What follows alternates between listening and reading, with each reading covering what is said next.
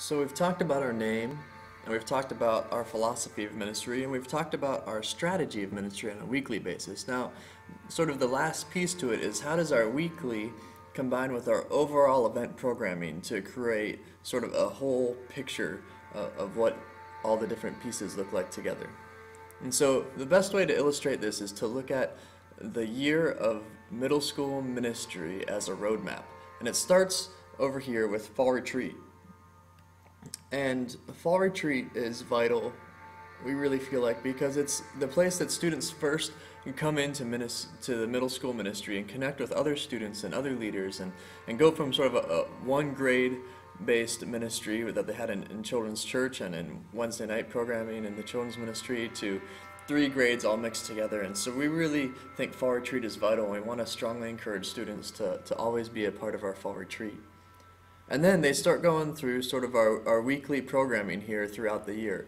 Our flipped Sundays that we just looked at, that look a little bit different every week, but are all based on that same sort of theme. And then our Wednesday night programming, our Be-Do, where we're trying to have a real balance of learning about who Christ is, but then also acting out what He calls us to do in our lives.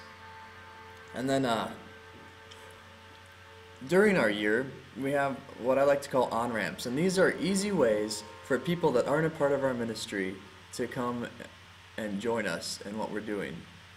And the first on-ramp is those flipped out programs that we'll be doing once or twice a semester. And those are really easy things for someone to invite their friends to, or for a new student to come to, and to sort of get integrated into what we're doing throughout the year. The other thing is what I call That Thing. And That Thing is our big all-nighter that'll be happening at the end of January that I'm sure you will hear plenty about as we come closer to it. But big all-nighter last weekend of January will be taking place. And it's a great, again, entry event for friends and for people who aren't part of the youth ministry at First Friends already to come get on board with what we're doing. A couple times throughout the year, we also have these things called rest stops. And rest stops aren't the sort of things that we really tell our students to bring friends to.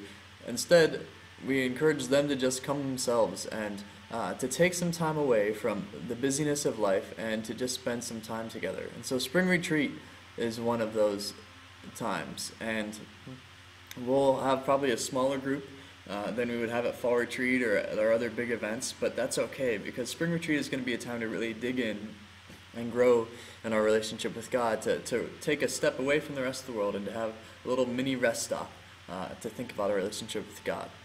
And then in the future, there'll probably be a rest stop in the fall as well. But this year we're passing over that because we're sort of getting a late start on everything. And so that's a possibility for the future.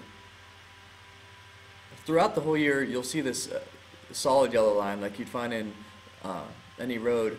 And that's what represents what we call Connect 7. And Connect 7 is helping our students grasp that church isn't just the Sunday mornings and Wednesday nights, but it's a body of people that care about each other 24 hours a day, 7 days a week. And so that means as students we care about each other, and that means as leaders we're invested into our students' lives all the time. So we encourage our leaders to practice Connect 7, which means that they're dropping your student an email to say hi, or dropping in to see their volleyball game or football game or something else that they've got going on, and just being a part of their lives outside of the walls of the church building. So if you hear from your student's leader apart from Wednesday nights or Sunday mornings, great. That means that they're practicing out this Connect 7 part. And then the last part over here is where are we trying to get students to end up? And our real hope is that as many students as possible will go on one of our missions trips in the summer. And this coming year, we're going to be taking a trip doing the Canton Project, as has been done for a while. And we also hope to take a trip to North Carolina, which I'll be getting more details out near the end of November, beginning of December, right in that time slot. And missions trips we feel are so important because students get the opportunity to take the things that they've learned all year and to put them into practice 24 hours a day for a whole week. And we get to walk right alongside them as they do that and really help them to put things into practice and to engage with their faith. And so we want as many students as possible to come on those missions trips. We feel like they're such an important part of what we do programmatically as a youth ministry. So this is a brief overview. I want to say thanks for checking out these 4 videos and taking the time to watch them. And it's just been a real quick overview. So if you have any further questions, feel free to send me an email or set up a meeting. I'd love to meet and chat with you some more about this. If you have any hesitations or if you're not sure about anything, I'd love to talk with you some more. So please definitely email me questions, jharris@firstfriends.org. Or just give me a call at the church, 330-966-2800, and then just ask for me, and we can chat some more about this. Thanks so much again for taking the time, and I look forward to partnering with you in youth ministry for many years down the road.